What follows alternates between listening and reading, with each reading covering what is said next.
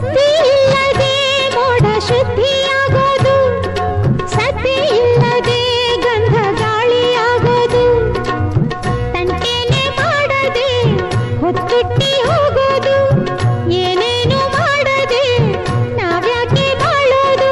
ಹಾರೋ ಹಕ್ಕಿನ ತಂದು ಕೂಡಿ ಹಾಕೋದು, ಕಟ್ಟೋ ಜೇನನ್ನ ಸುತ್ತು ತಿಂದು ಹಾಕೋದು.